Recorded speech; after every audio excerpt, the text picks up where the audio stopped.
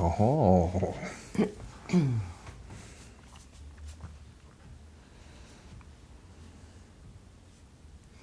Hey everybody, welcome to the MMA podcast. I'm Karyn Bryant. What's up, guys? Alan Jouban here. Welcome back, Karyn Bryant. Thank you. You were in Hawaii? It was just like that. There, only right? About 95 degrees cooler up in Winnipeg. Winterpeg, as they call it. Yeah, you know, it was nice people up there and stuff like that. Dude, anytime it starts out like the people were very friendly, right. You know something's coming. I'm never going back. No, I unless Fox flies her out first class. It is cold. It's cold. Yeah. And then I'm saying it's cold, and then the locals are like, "You think this is cold?" Like, dude, it was like summer. 9 or 11 or 7. That's cold. It was cold. That's super cold. It was pretty that the snow was coming a little, but I didn't really do too much exploring outside, unfortunately. Didn't really have time. Don't really have time.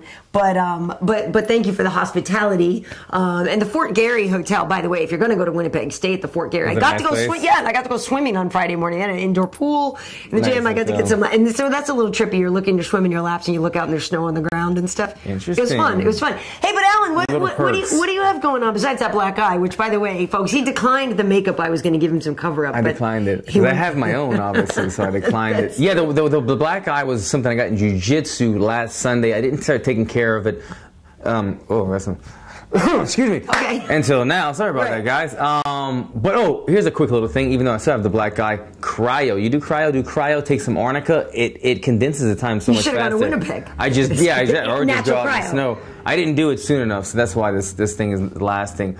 But I do have good news. Yes, you do. For all the people that keep asking me, when are you fighting again, Alan? When's your next fight? Where's it going to be? Who's it going to be against? There's something in the horizon, Karyn. Yes. There's something coming. I cannot wait. I cannot tell you who just yet, but I did receive a bout contract today, and I did sign it a little bit earlier while I was here, while we were prepping for the show. I signed it. I'm excited. Something's coming, Karyn. Who could it be? I would like to tell you, Karyn, but I cannot leave a single hint. I cannot leave a single itty-bitty clue at all to let you know about this fight. Fight on the planet, or is it how many fights have you had? In the UFC? Yeah. It's my 11th fight. Oh, 11, so it's not your 10th fight on the planet. I see, 10th. Okay, all right. Oh my God, Karyn, there can be no clues. No clues given out on this. But I will say this much. Early next year, February. Yes. I will be fighting a good guy who I respect. Yes. An honorable guy, a guy with a name. I'm excited for it. The bout agreement should be signed. It's signed on my end, waiting on his end, so we can announce it soon, but good news coming. I'm excited for that. I will be at that place where you guys are fighting. And I'm excited. This is going to be really cool, and I agree with you 100% about what you said about this person being a quality person. Yes, indeed. Really, actually, like he's a good dude. So he's a good dude, and it's always nice to have that. I know the fans love a little back and forth. I like to have at least one fight like that on it per card, but when you have somebody that you're not gonna get into it with, it's like, okay, we can put all that stuff aside and just make sure we train our butts off and only focus on that. Oh, for sure, it's an exciting matchup for sure. So I'm excited about it. Good. Yes. All right. Well, so as we get started here on the podcast, obviously we want to talk about UFC Winnipeg. The main event was exciting. I was very impressed, even though, Rafael dos Anjos did not get the finish and this and that. I was impressed with him. I was very... I don't necessarily think he won every single round. I think Robbie, probably got the first.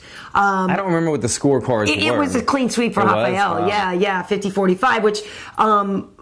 like I said, I think maybe Robbie got the first one, but what a great performance for him. A lot of people were concerned, can Rafael keep up the pace that, that he's used? Can he put the pressure on Robbie? And we know that Robbie sometimes 6 rounds off. Was Robbie playing rope-a-dope? Was Robbie going to come back strong later on? There was a lot of drama in that fight, even though it wasn't maybe the slugfest that we've seen from Robbie before. I did still think there was a lot of drama to it, and a nice win for Rafael. And I believe he's earned a title shot. I know there's other names that might be in there, unfortunately, that might get it instead for various reasons that aren't related to actual fight success, which is a bummer to me.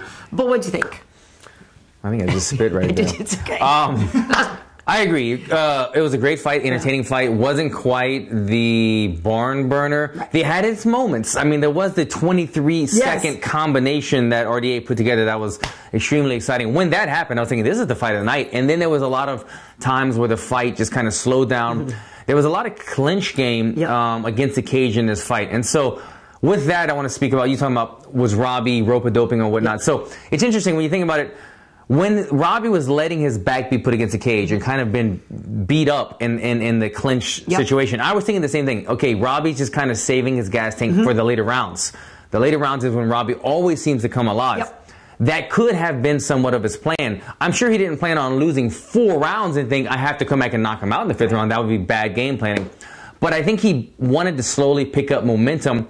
And when he was trying to, he wasn't able to. And then in the, I think it was the 4th round, Robbie had an incident where he hurt his knee. He hurt his knee. You could see that he was in agony. He went back to the corner. Him and his coach were talking about it.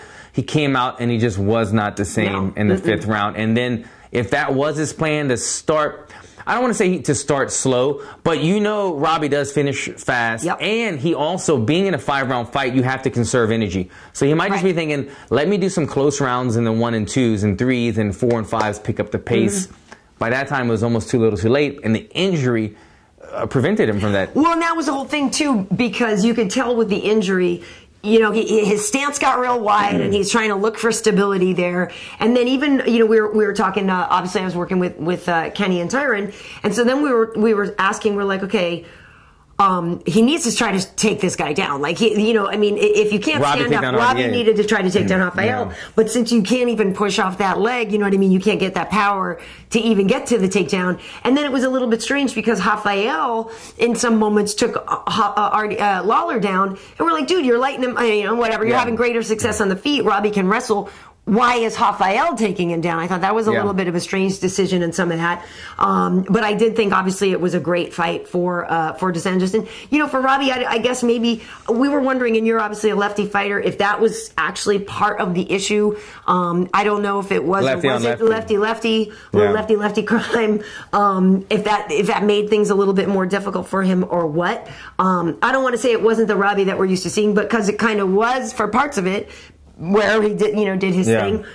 Just a better game plan from Rafael, I think. It was, I think so. And yes, lefty on lefty can be an issue because even though we train with lefties and righties in the gym every day, most professional fighters have only fought a very small percentage of lefties. I think they said Robbie, that was only his second. He doesn't have a lot of experience with it. So not a lot of lefties fight other lefties, and sometimes it throws things off. You have like go-tos that you know, like if I get in a bad situation, this is my go-to, and so we don't really reach down deep inside for that in training. So when it comes to fights and you're fighting a lefty on lefty, all of a sudden those go-tos might be out the window because the angles are different with the two sides. So maybe that's why we didn't see some things out of Robbie. But the one thing I want to speak on is Robbie did seem a little flat to me because two things. The clinch game, I thought that RDA won the majority of that. Robbie was very hesitant to throw a single knee. He let RDA kind of play the Muay Thai clinch, elbow, knee game. Robbie was content with just kind of trying to keep his posture so he didn't get broken down, which is very bad. That's when the knees come. If you ever find yourself in a clinch game, you want to kind of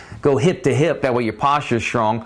And Robbie was content with playing the safe posture game, throwing some body punches. He didn't really throw a lot of knees. I think he was worried about the sweeps. When you throw one knee up, you're vulnerable to the sweep. And I think the other thing is maybe Robbie was aware of who RDA was training with, because one of his coaches is a coach at Black House, Pamplona. Pamplona, exactly. He's a very good, he's very good all around, very tough guy, but his go-to is the clinch work. The entire fight of clinch work, that is all Pamplona loves to do. Even when we're in wrestling practice and me and Pamplona are going, he gets me against the wall and he throws Muay Thai knees. And remember, RDA took Robbie across the cage one time doing that, like the whole way. And I know that is all Pamplona probably. I mean, aside from holding mitts and working traditional Muay Thai, he loves to do that stuff, especially with his fighters. So I feel that I wish I would have seen the corner and seen Pamplona, because Pamplona probably loving this because this is all he does. So I think that alone probably gave RDA not only an advantage, but it gave him confidence. He's been doing this for months and months with the coach. Now he's going against Robbie, who's not even throwing these back. He's Robbie's weary of the wary. I always mess up. Wary. He's wary, and then he got weary of the sweep. Thank you. of the sweep, and I thought that he just kind of, Robbie let the momentum slide away because he was dominated. I don't want to say, not in a bad way, but dominated positional wise and punch count or knee count numbers in the clinch, because the clinch was a large majority of the fight. For sure. Well, you guys heard the bell ring, but I want to go 2 rounds on this main event because there's a lot to talk about. Obviously, it's your division. So I'm there with Tyron, and you know, Rafael came up afterwards. If you guys see there, we have the UFC on Fox interview, and it's so cute because Jason Perillo, RDA's boxing coach, who obviously you know, and you've trained with him and Mike and stuff. So he was there with him, and backstage, Rafael really wanted to come up and do the show with us because he wanted to be able to look right into Tyron's face and be like, I would like to try to fight. Thanks my watch. That's pretty good. That's not bad. Yeah. Rafael's a really, really nice guy, but so he really wanted to come up and speak to him eye to eye. Try to promote the potential fight, yeah. So it was funny, like Perillo was like backstage putting on a cart for him to come up so he could roll, because RDA was sort of limping too, and he literally said after 2, he's like, my hand hurts from punching Robbie in the face and stuff like that. Like, I think he said that in the interview. Yeah, that's how tough he is and stuff like that. So you know, Rafael took some damage in that fight as well. You know, obviously kicking somebody that much to make that much damage, you know, there's a reaction on your own side as well. But like I said, you know, I think, you know, you beat Tarek Saffiedine, you beat Neil Magny, who we know in your division at one point had a 6 or 7 fight win streak. To beat a former champion like Robbie Lawler, where, you know, other people can't beat that guy usually. It says a lot. It says a lot. And it is unfortunate that I don't know if he will actually be next. They might actually make the Colby Covington thing happen, which is frustrating. You know, there were some rumors about him and Tyron coaching against each other on The Ultimate Fighter. You know, if I believe Tyron, he had literally said, like, they've not even asked me about that. About coaching against Colby. Then I threw out there, well, what about you coaching against George St. Pierre? And then he just started to laugh and blush and tried to change the subject. Interesting. So I don't know. I'm just telling you, this is stuff that happens when we're all hanging out together. Maybe with the insight. I don't know if that would happen either. Actually, it'd be interesting. And then the thing about it is on the one hand, watching Colby and Tyron coach together would be more interesting because they really can't stand each other.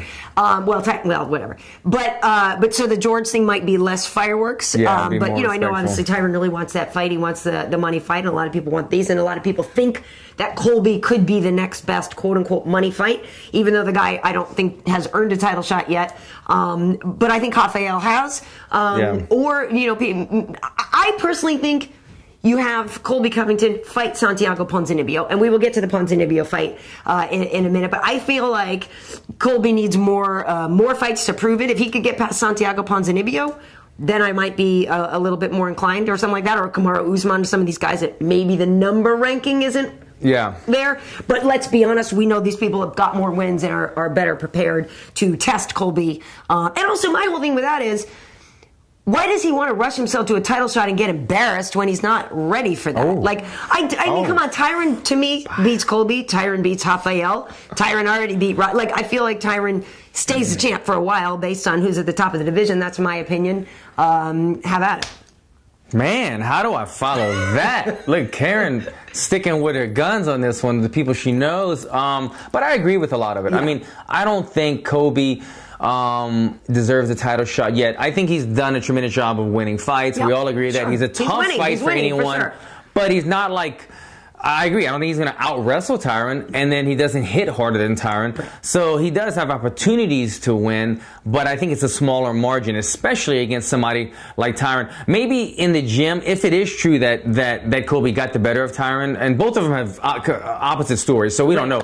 But yes, look, everybody has a good day, bad day in the gym, but also it could have been like a cardio thing. You know, maybe Tyron was tired. That's what I'm saying. How many rounds did you do before you, you know what I mean? And I will give Colby that. He does have a good gas tank. He seems to keep that up. So that's one of his best assets is the cardio. So he could maybe tire guys down, but he's shown that he doesn't really have knockout power. He can damage you over a period of time, but he doesn't really knock guys out like Tyron does. And I don't think he's the better wrestler. He's maybe more the more relentless wrestler, because when you have that guy, I think you trust yourself to reshoot. Where Tyron's not really a reshoot type of guy. He'll shoot one big double leg and then maybe catch his breath after a while.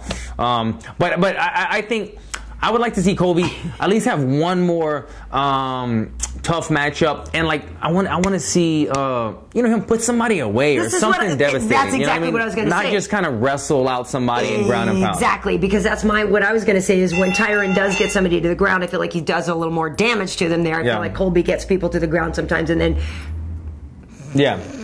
And I know what Colby's saying right now, because Colby, now that you're watching this, you're saying, well, Karyn, Bryant, look how much damage I did to Damian Maia in comparison. You can't compare Damian Maia to Tyron. Yeah, but I'm saying Tyron didn't do much damage to Damian Maia. Colby got touched up on the feet by a jiu-jitsu guy. I'm trying to help Colby. He got touched up on the feet by a jits guy. So Colby did. Bless your heart. I know everybody knows how big of a Damian Maia fan I am, and there's why I say Tyron. Beats RDA because RDA, as effective as he is with game planning and stuff like that, he didn't have enough power. And granted, Robbie's a freaking zombie, and nobody puts Robbie away. It's been forever. And Tyron did it easily. This is what I'm saying. So I feel like Tyron also has the power edge over Rafael, even though Rafael is a fantastic game planner and has a very big skill set.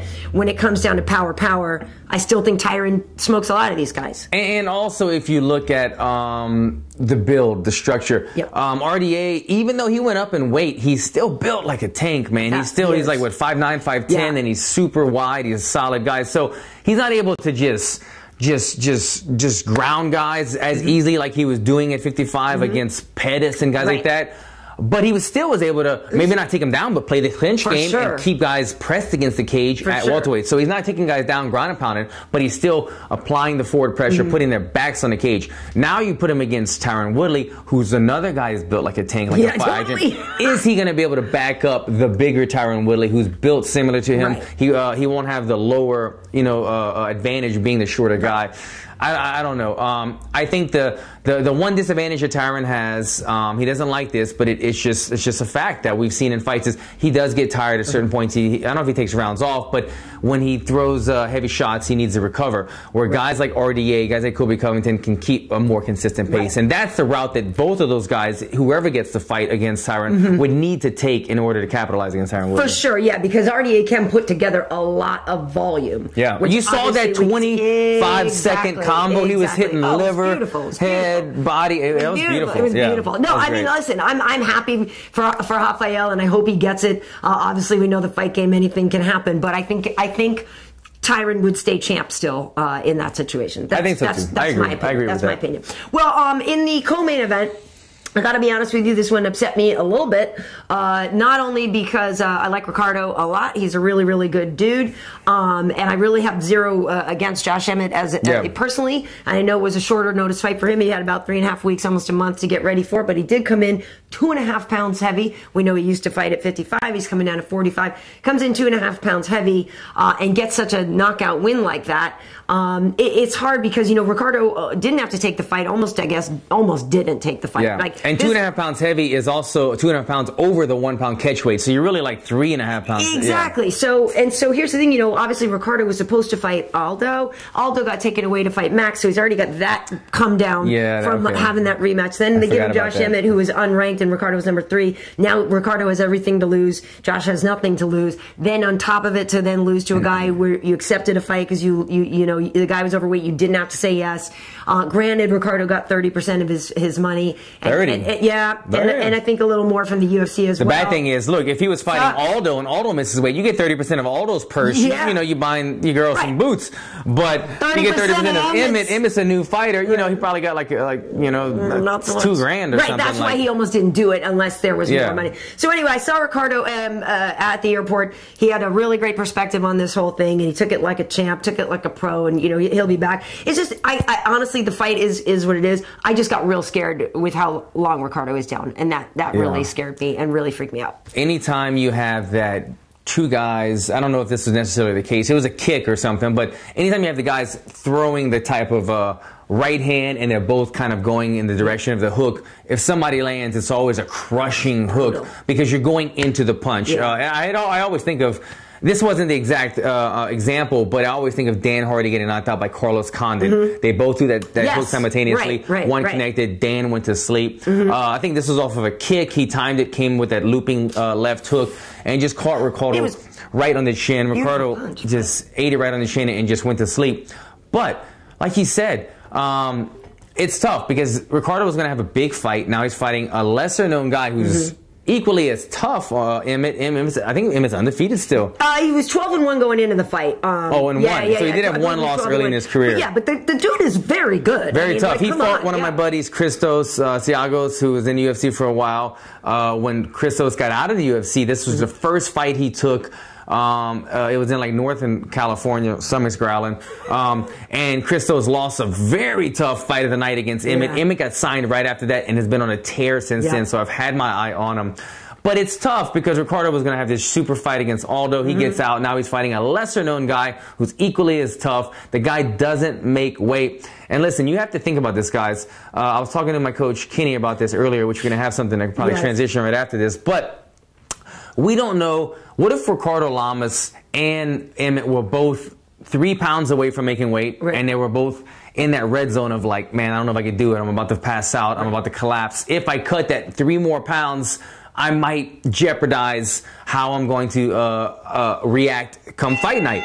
So maybe Ricardo said, you know what, let me do this. I'm going to make the weight. I'm going to stick at it. Stayed in the sauna for another 35 minutes, made the weight. Now he's a little bit more fatigued come fight night. Emmett, on the other hand, and I'm just saying this as could have happened. Emmett, on the other hand, was 3.5 pounds over, 2.5 pounds over, and said, you know what, I'm not going into that red zone because I know it's going to affect me. I'm going to take the penalty. I'm going to pay him $2 grand, and that way I'll be strong for the fight. And look what happened. Emmett gets the win. And that you never know, and that's why we speak so much about. Coach Kenny gets so furious about guys not making weight because you guys are just saying, you know what, penalize me. It's a slap on the wrist. If I could get the big, I'm getting my win bonus. So I give you $2 grand, but I'm still getting my 30, 40, 50 grand win bonus and knockout bonus. So that's what happens with it. Exactly. And again, like I said, you know, Ricardo had everything to lose in that situation because he was ranked number 3. So now Josh Emmett, like you said, doesn't have to go into the red zone maybe or whatever. Like you said, we're hypothesizing here. But even still comes out, has an incredible performance like that, beats the number 3 guy in the world. So obviously now he's going to jump into the rankings. And it's a great success for him. But literally, I will say, the first thing I asked him, because he did come to the show on the post-fight show, and I said, look, dude, you know, congrats and everything, but what are you going to say to the people who are going to have an asterisk next to this win? Because it is. And he did say all the right things, and he's saying he's never missed weight before and all this stuff, and he really did say the right thing. So I don't believe this is a guy who is doing a calculated a-hole move. I don't either. You know what I mean? I don't believe that for a second. And I think he was contrite and all that. That said, it just hurts because that's your job. I think he might have had a bad weight cut, but and it was short-ish. On contrary to what you said, I don't really feel that there is an asterisk next to your name if you make weight. Maybe is there literally one? Do you see it? No, there really isn't one. But like, you know, in people's heads, they'll go, yeah, but he came in overweight. The people that really watch it, yes. But other than that, it's just a W. But other than that, they're saying, look, this guy's on a 4-fight win streak coming off of a huge knockout off of a top-ranked guy, and that's what people are really going to remember. And they're going to say, the true MMA, you know, fans are thinking, oh yeah, but wasn't that most people don't remember it. So it's a bad situation. With that said, this might be a good time to go and speak a little bit on weight cutting. Somebody that speaks highly of it. With this said, though, when talking about missing weight, I feel kind of bad on this. I know, this is sort of, this kind of bummed me out because I was actually very surprised for somebody who's usually such a professional. Shocking. This might be hard to watch, guys, but take a look. Alright, hey, this is Kenny Johnson, Bull Wrestling. As you guys know, I got the world tomorrow. I gotta make weight. I don't know if it's gonna happen. You know, my body's shutting down. You know, I'm not feeling good. My kidneys are kind of hurting. I've been seeing stars. You know, there's a sign came out of the sun, and there's like a bottle of Coke there. It wasn't even mine. I just don't think I have it. You know, I told everyone they're fucking pussies because they can't make weight. You fucking are pussies, you piece of shit. Because if you ever heard that before, you're dealing with a fucking asshole. I cut 18 pounds, I weigh 174 pounds. That's what it sounds like when you're looking at a motherfucker that's broken. He doesn't look like this. So, I'm out. Look for the gold medal tomorrow. Thank you. Thank you very much. Thank you very much. He's a bit of a spaz, Kenny. Thank you very much. A little bit. He goes into his Elvis persona all the time. But thank you very much. So funny. So funny. You guys thought Kenny Johnson was going to miss weight? Come on, guys. We fooled you on that one. You guys got played. Come on, Kenny's not gonna miss weight. He speaks what's his thing? Keeping it real with Kenny. Keeping it real. Kenny's always dishing it out, letting people know don't miss weight, don't do PED, don't do this stuff. Right. You think he's gonna go and miss weight on camera and then give that to us? No, he played you guys. With that said, let me give you a little insight to what happened. Here's the thing right here. Baby. Kenny went and competed at the Worlds this weekend. Had Cobrinha in his corner. Had his family there. His two beautiful, lovely daughters. Has a brand new baby. Yeah, a brand new one. So cute. 2 kids now. And Kenny trained his butt off. He came up just short of goal. Ended up making it to the podium anyway, though, getting silver. He beat the world champion in his first match. I'm proud of him. Pretty awesome. Got caught with a knee bar. In the finals, he was limping today, but he still showed up to wrestling practice and participated in everything like Kenny does. He doesn't take a day off. The man's awesome. The man's awesome. And I know he trained his butt off. He really got better training alongside Cobrinha. What better guy to train alongside than not only in terms of technique, but look, I've said this before, every hero has a hero. Everybody looks up to someone. So all you guys that follow The Rock on Twitter, I guarantee you there's guys that The Rock follows, and Rock has those times where he needs inspiration. And Kenny's a guy that I look up to in a lot of ways, but he's my wrestling coach, and he's always got positive advice about staying strong. But Kenny has Cobrinha, who is just the best grappler in the world, and he does everything perfect. He cuts his weight. He lives the lifestyle. He when he ties his robe at the hotel, he puts it on like a jiu-jitsu belt. You know what I'm saying? He wears a black belt with his robe. And so he had that guy there. It made Kenny so much better during camp. He didn't get the gold, but he got the silver. Great stuff. And he's going to make weight, guys. Yes, he cut like 20 pounds. He did it the right way. He cut 20 pounds in over a month. Yeah. He makes the weight. Come on, guys. You know how many Kit Kats you think he mainlined after the event? Oh, my God. And look, he went to Vegas and Hawaii. Yeah. And leading up to this fight, and he had to hold back in Hawaii. He went to Vegas. He was telling me, what's that place? Pink Taco. He wanted to go to Pink Taco. He was saying, dude, I just wanted to have like salt.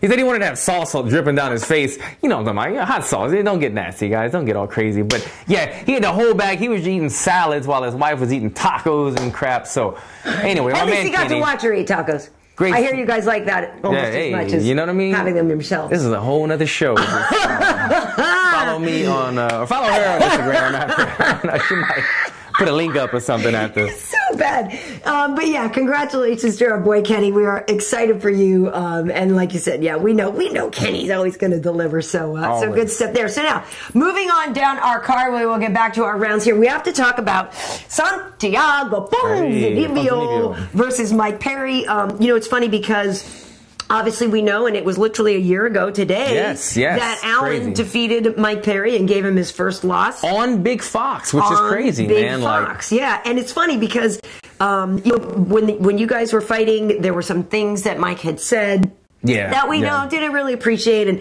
I know in the past, there's been things that he's said or done. People questioned whether he was racist. People questioned questioned a lot of things about him. And I will say, I didn't like when he was talking smack to you or whatever. But I kind of like Mike Perry. I kind of like the dude, right? Because I feel like Mike is organic and real. He is. He's genuine. He's genuine. So he is who he is. He might rub some people the wrong way, but I don't think it's a fake, calculated, made-up person. I agree. Other people, we see this all the time in MMA, people trying to become something to play the heel and blah, blah, blah, blah, blah, to no success or to some success. Anyway, that said... Who could we be referring to? I don't know. Okay. That said... He's bummed that he lost to you because one of the first things he said, we were joking around and his girl was there and I play tennis and she's a tennis pro. So, hey, we got to get a mixed doubles game going. It'd be really fun. You were joking around. And I'm like, I just need a partner. And Mike's like, how about your boy, Joe? I bet you he messed up my name too because he loves to go, what's up, Joe Blow or Joe Boone? Like he loves it. That's his thing. He messes up my name. But it was funny because it was like the first thing he said. And so I was like, oh man, he's still so bummed that you beat him, But anyway, he was real cool and we had a laugh with him at the desk. And, that said, Santiago Ponzinibbio is really, really good, folks. He beat Gunnar Nelson. People were like, oh, it was an eye poke. It was this and that. Yeah. So what are you going to say this time? time. He beat Mike Perry, who, you know, obviously is incredibly dangerous. We've seen Mike Perry with the elbows and this and that. Yeah. We know, you know, you got to stick and move if you're going to not get killed by Mike Perry. And, you know, Ponzinibbio took some damage, obviously. But the dude is good. You got to give him some credit. He's good. And even a guy like Ponzinibbio, who is a come forward power striker, heavy hands, a high level striker, he was on his bike with Mike Perry as well. You always have to be on your bike. You can see Mike Perry just presses forward. He's just looking for that one big shot. He just wants to explode. Mike Perry's got a really good chin, as you can see. Ponzinibbio hit him with some bomb. Ponzinibbio's best punch in my eye. He throws a 1-2 hook, 1-2-3. I mean, but his hook follows up so fast behind the straight right that he almost alters the timing. He has a really fast hook. It follows immediately after, and he caught Mike with that a couple times. You can see him really looking for it, especially when he kind of staggered Mike 1 or 2 times. He was trying to clean it up with that hook, never quite got it. But Mike eats punches really well. He's got a great chin. Knowing that you have, you know, granted you have solid hands, power in your hands, and have a good chin. That's why Mike Perry fights the way that he does. He's like, man, I'm just going to come forward. I'm going to take what you can give me, and I'm going to give you, you know, more. But Mike Perry came up short. It is ironic that his first loss was against me 1 year ago to the day on Big Fox. His second time he gets on Big Fox, he happened to lose again. But I'm not trying to kick a guy when he's down. I thought it was a good fight. I didn't think it was quite what they built it up to be, but it was still an intense fight because the way Mike Perry fights and Ponzinibbio, anything could happen at any moment. So the intensity kind of carried that fight, I thought.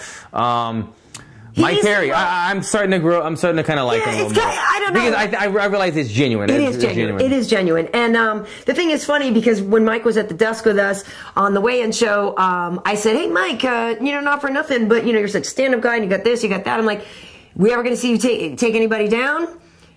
And then he gives me the... He was so fun to interview, though, because, like, you'd ask him a question. Yeah. I'd be like, hey, Mike, da-da-da-da-da. And then he'd hear my question, and then he just looks right at the camera. And it's so funny if you look at that interview. So I'd ask him a question. I got to watch it. You never know.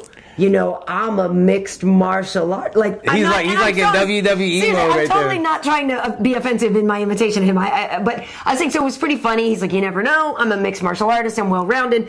You know, I think there was sort of a half of a takedown in there, attempt or whatever. That's something I would like to see from Mike. Is I'd like to see him flesh his game out a little bit more. Yeah. Because it's great to be that dangerous. But now we know, and even, not like Ponzinibbio is a takedown guy anyway. But I feel like other people are going to learn if they can maybe take Mike down. That maybe that dude has too big of a hole in his game. People are definitely might want to work on that. He's a tough guy to hold down. I took him down once or twice, and he was able to pop up pretty fast. But I kind of lead the blueprint of like you have to stick and move with him. You can't get stuck on the cage.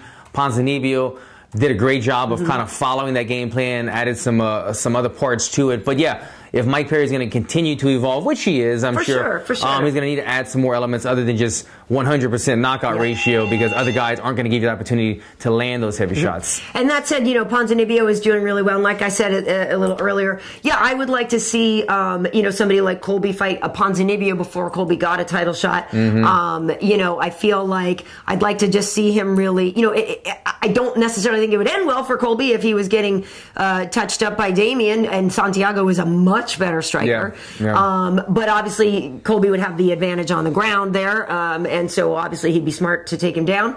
But I feel like that's also why Colby doesn't want to fight Kamaru, because Kamaru is a beast on the ground. And his hands keep evolving and getting more and more dangerous. That's the matchup I want to see. Yeah, I would really like to see that. I would really like to see that as well. But listen, Ponzinibbio is quietly making a case for himself, Yeah. I think it's tough for the UFC or tough for Ponzinibbio because he's such a good fighter. Doesn't quite sell the fights as his opponent Mike Perry would have. I think the UFC was really kind of wanting Mike Perry to win. I saw they gave Mike Perry a real boost lately. They've been putting him on a lot of like countdown type shows and put him showing his highlights quite a bit, hoping that if he won, he's a guy that talks so much trash that they can kind of elevate him into the rankings and whatnot. But the better fighter won that night, Ponzinibbio. Ponzinibbio, he's a guy that's always fun to watch fight, but he's not really going to sell the fights like other fighters do. Right, and there are up-and-comers like a guy like Darren Till, who's exciting as all hell to watch and stuff like this. So there's good guys guys in your division. It's fun to watch. The opener for our main card was Glover Teixeira and Misha Cirkunov, and Glover was, Glover's coming off that loss to Alexander Gustafsson. Then uppercut. Was it uppercut from hell? Yeah, it was all from hell, Alan. It was all from hell. That fight was intense and amazing. And Misha Cirkunov had been beaten by Alexander Volkov, who of course is going to be fighting DC next month. And that was weird because Misha was actually kind of tagging him, and then Volkov sneaked in this little short thing, and he went out. It was kind of strange.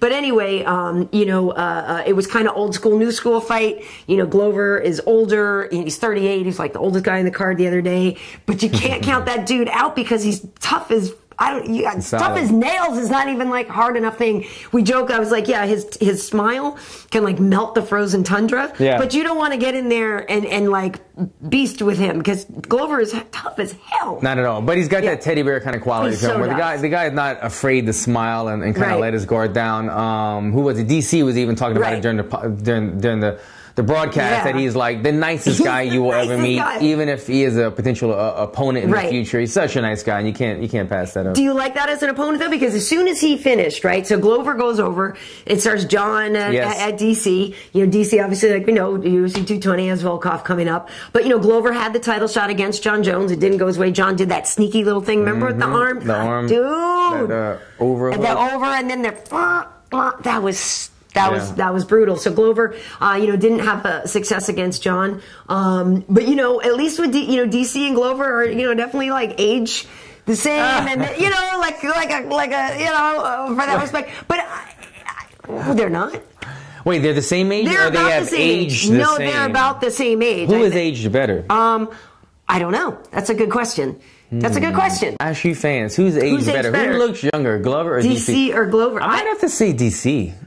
I don't know. They're both actually like. You can kind of use the black don't crack thing, but DC's been in less wars than Glover. And just total fights. Glover's got like one of these guys with like 40, 50 fights, where DC, he has a good amount, but like he's got like 20 fights where, like you said, he hasn't been banged up. He takes guys down and knocks them out throughout his whole career. Yeah. John Jones is the only guy to put him away. Definitely taking less damage than Glover, and that's probably where maybe he looks a little bit older. Well, I'm sorry, Glover. It seems to me too that who knows what to do in that division right now, because Gus is on the mend. And Gus is amazing, but it's like, he hasn't been able to fight for a little while. And he's injured And, Glover was actually injured his right hand in that fight with Gus, so that was, the comeback time for him. But, there was some new talent, but there was one thing that was interesting that they said in the DC was talking about it, and Misha too, and they were saying, people say that the division is weak, so maybe some more people can come to it. You got guys like, Jared Cannonier was fighting Jan Blachowicz. Blachowicz looked pretty good and stuff, so, I like Cannonier. Yeah, Cannonier he lost too. That fight, right? He did lose, but Cannonier actually said he could even go down to 85. Yeah. Which could be cool. He's just a younger, raw talent. Like, I think Cannonier could turn into something for sure. He's just still a little green, Yeah. But anyway, it was nice, a good win for Glover. He definitely needed it. That's 2 losses in a row for Cirkunov, which I'm actually. I don't want to say I'm surprised by, because I didn't necessarily pick him to beat Glover. Yeah. But this is a person that had some buzz on his name. Yeah. He's got some reworking to do. He's got to work on some stuff. Yeah, agreed. I mean, anytime you're coming off 2 losses, but Glover, I mean, his first loss was the one you mentioned a while ago. That was kind of a he lost to John Jones. He lost to Cirkunov though. To Volkov. Alexander Volkov. Right, and then the second one losing to Glover. Right. A ranked guy, a tough guy, a veteran. That's nothing to be ashamed of, but now he's got some catching up to do. Maybe they'll just throw him somebody a little bit easier. And I agree about the division. The division, look, you ask DC will be honest. He's like, the division's whack right now, man. Like, anybody could come in and do one big win with a knockout and then almost get a title shot right now. The division does need to be a little bit stronger. Yeah, I think so. But, good stuff will come. We got a good, only one more UFC card for the year. Actually, speaking of that, tomorrow we will be having lunch with Habib and Chris Cyborg. Hey, don't let him eat too much, Karyn. No, Jeremy, tiramisu on the menu. No, the one meal. Could you imagine? Dude, how freaking brilliant would it be if Tony just showed up like halfway through the media lunch and just laid down a tiramisu for him, even though he's not even fighting Tony Ferguson? Or if they brought him like, a big tiramisu or a cake, and they're like, this is from the gentleman at the bar, and then Tony's like, peace, right? Man. Looks over his glasses. No, Habib is a good dude. He came into UFC tonight a couple weeks ago and was already looking leaner than I had seen him in some time. I do not but I still hear he's going to miss. I don't think he's going to miss weight. Even though he looked leaner, who was it? Josh Thompson saying he's still 30 pounds overweight right now? I mean, if he's made it before and he's leaner than normal, then great. But shit, if you're leaner than normal and you're still 30 pounds overweight, Jesus. Yeah. He's just a big guy. But Habib's going to make weight because I want to see that fight with Edson Barboza too badly. So he's going to make weight. Ditto. Fingers crossed. But yeah, we'll have Cyborg in as well. But you know, Wade the other day there were some Bellator luncheons.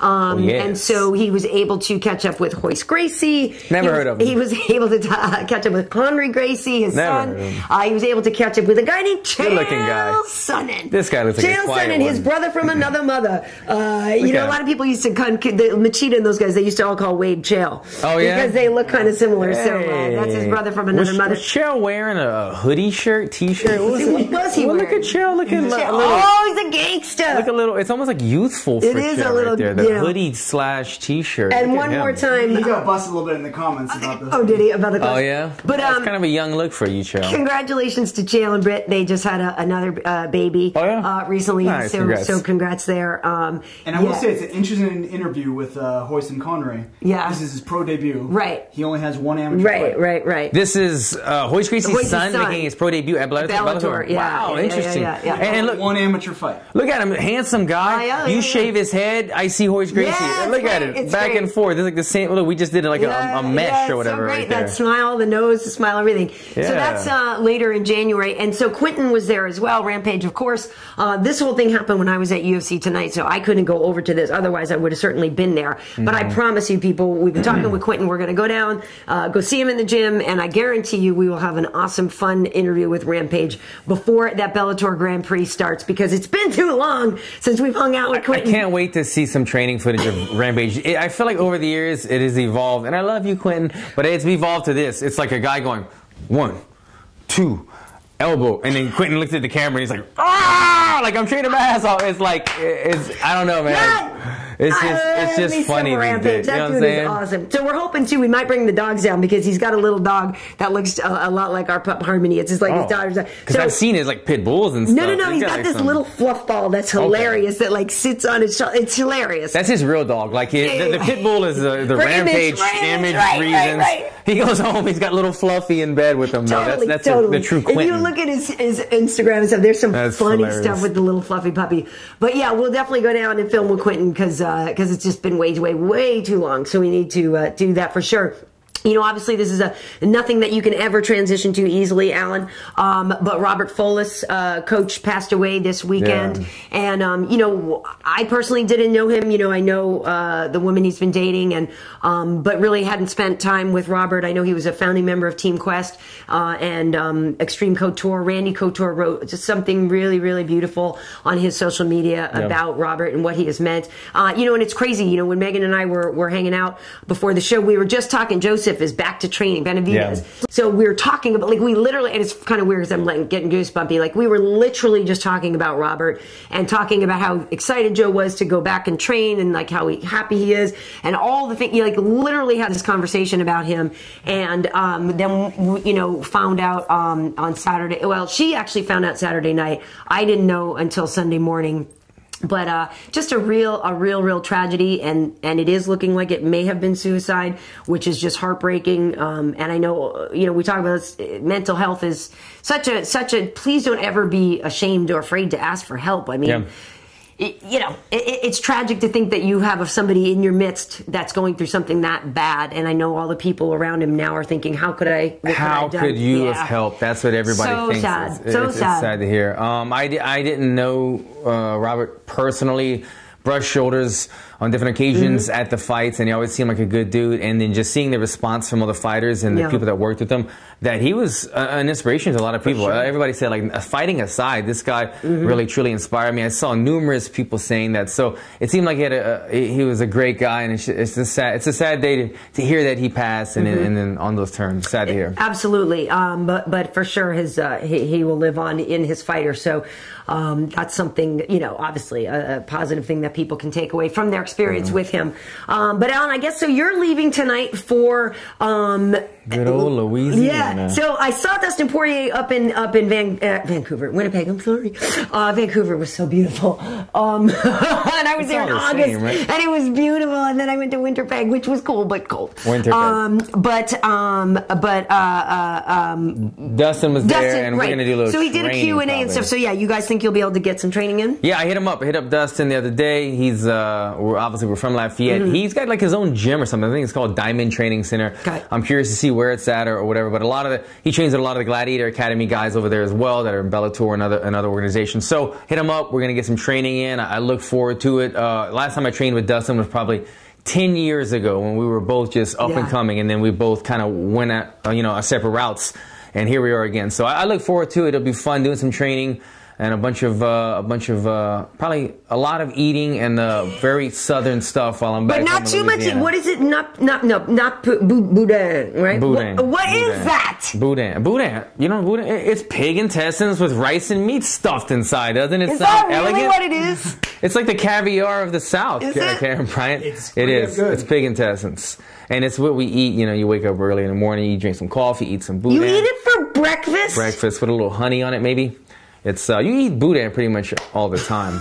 So it sounds like you're saying you could eat booty any time. I love to eat. I'm sorry, that is hilarious to me that you just said you. Yeah, it's probably not the best for cutting weight, but it's a tasty little meal option for you. But then I go there, I'm gonna get some training. I'm gonna eat some boudin, not booty. Boudin, come back and get right back to training. I'm sorry, I'm 12 years old. It's okay. I'm like a total 12-year-old boy. My wife, Nicole's been with me for how long now? We've been together forever, and she still cannot say boudin. She draws all kinds of crazy. I bet it's hilarious. What? Just don't get stung in the eye again, or whatever. Yeah, you don't, remember you have to be in shape for a fight coming up soon. Dropping? I got a fight coming up. Yeah, in case people didn't see and I will let you know who my opponent is once the UFC allows me to say that. Until then, all these lips are sealed. We can't say anything about that. We can't say anything about that. But so maybe we'll be able to try to, when you get back, hopefully we can maybe try to squeeze in one more podcast before the end of the year. Yeah. I am working the show. The desk will be in LA. Unfortunately, we won't be going out to Vegas for 219, but I am working that show. It should be a lot of fun. So that's the next thing. Like I said, this week we will have some stuff with Chris and Habib. And I got to look for some other folks on the card, see if I can score a couple of other interviews in there too, which would be fun. And Evie and I are going to do a Trocasal probably tomorrow. She was also up in Winnipeg, and obviously with Rafael winning and Glover winning, I know she was able to get some stuff with them, so she'll have some good insight from the week with them. So, cool. Yeah. We doing any comments today, or what was we doing? Yeah.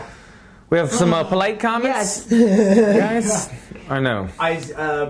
Going through, I saw they said DC, no question as far as who looks who's aged better. DC. Okay, so I was right. Yeah. Thank you guys. Let's see. That's funny. I didn't see any specific questions. Okay. Comments. Let me see.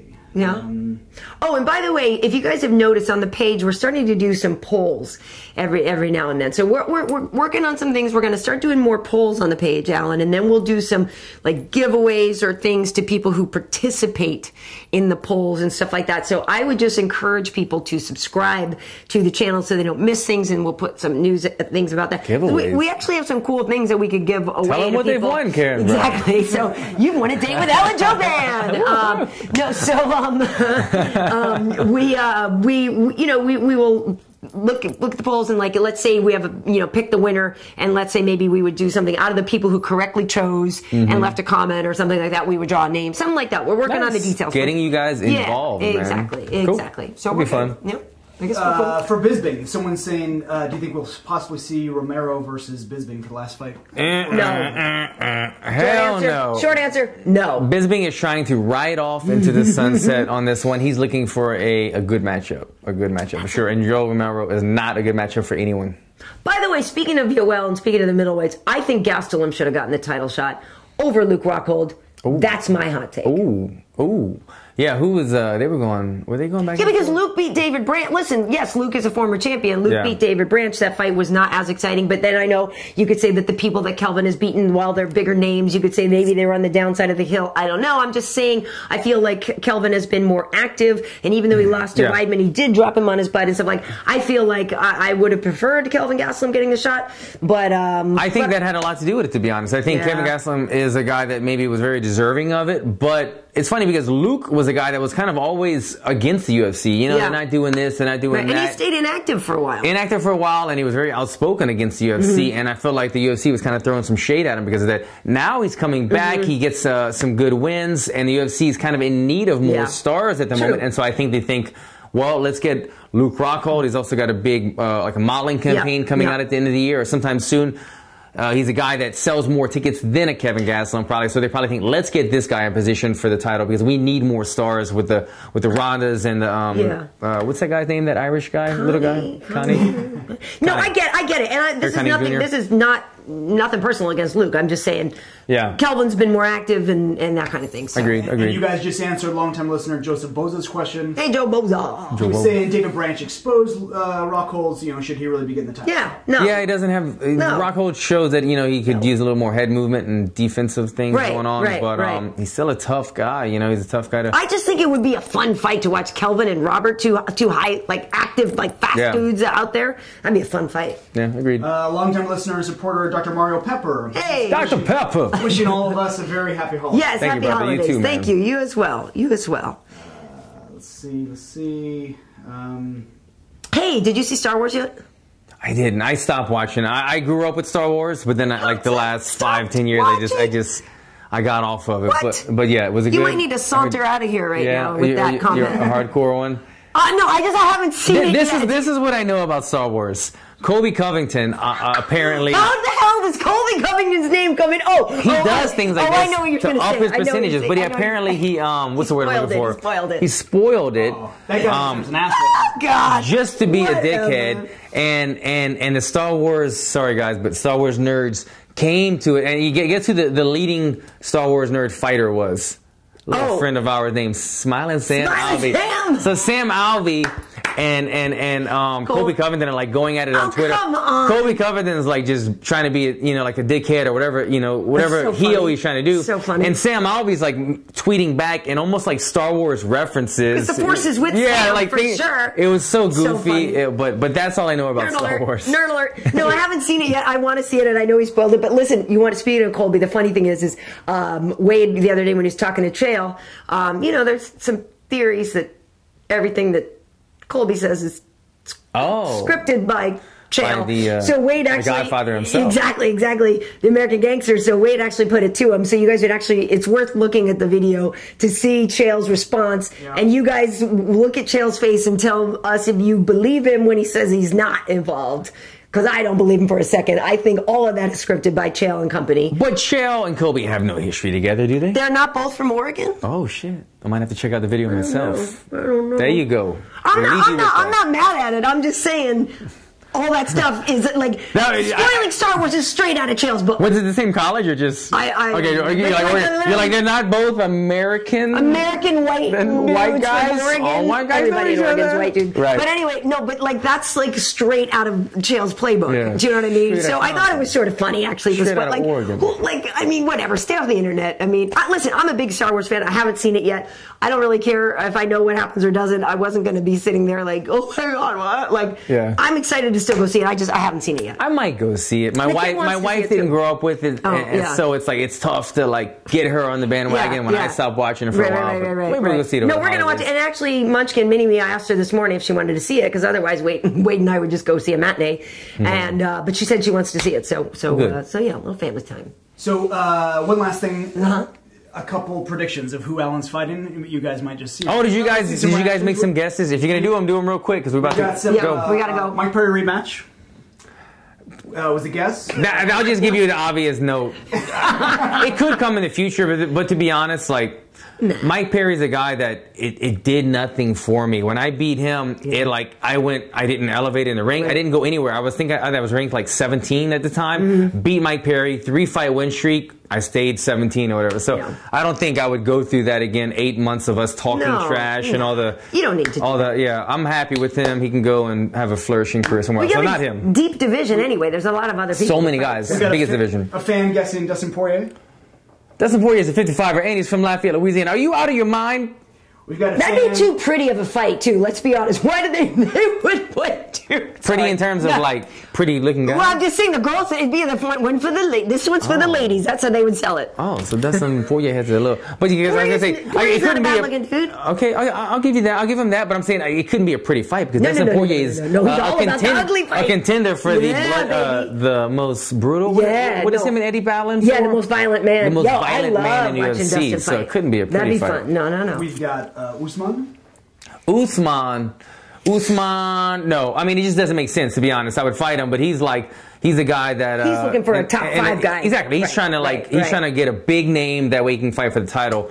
Not yet. Hopefully Kamaru gets a fight soon, though. That dude is so good. Good guesses, guys. Good guesses. These are good guesses. And lastly, we have several people saying you should fight Covington. Hey, I would fight him. Wow, that would be cool. Honestly, I would watch that. I tell you what, maybe... I don't want to jump. I'm not a guy that jumps on the bandwagon. Right. But if because trust me, I'm gonna be a lion in this next fight. Yes. I've been feeling it again. But after this next fight, once I get my win, and I get a little mic time, maybe I will. We'll see where Kobe's at that time. Yeah. But I mean, I'm just not a guy that calls out names that don't make any sense, and especially if other people are doing it. I like stuff to actually be a realistic possibility. So I don't know if that is right now. Kobe Covington's, trying to get that title shot, and he might even be getting it. So we'll see what happens. We'll see what happens. But anyway, I know it's going to be a really good fight, and that is in. We did say it was in February, right? We're allowed to say it was in February. Yeah, February. Yeah, we're allowed to say it's in February. I will be fighting in February. If we aren't, tough luck. Yeah, there it is. There we go. Good. All right, so people ought to follow you on social media so that they can find out the news then, right? You should follow me. If you want to see more of stuff like this, and sorry, Karyn, this... I'm sorry, I was channeling channeling my chill. Yeah, guys, at Alan Jouban across the board on everything. I keep it easy, easy peasy. Check it out. I am actually a little bummed I missed seeing Chael the other day. Chael's fun, man. God damn, we had so much fun working together. Really enjoy him. So on social media, at Karyn Bryant on Twitter, YouTube Karyn Bryant is where you are watching this right now, and you should just subscribe so you don't miss anything. On Instagram, I'm KB Heat. Also, please follow Trocasau MMA on Twitter and all that, and Evie and I will be hitting you with a Trocasau this week. And again, to remind you, tomorrow Wade and I will be having lunch with Chris Cyborg and Khabib Nurmagomedov. No UFC tonight this week and stuff, but yeah, we'll have that, and I'll get some other stuff going too. So, cool. Boom! You're welcome, people. This is our Christmas present to you. You're welcome. Happy holidays, everyone. Drive safe, fly safe. Don't text and drive, says John Anik. See ya. I stole your line, John. Sorry, brother.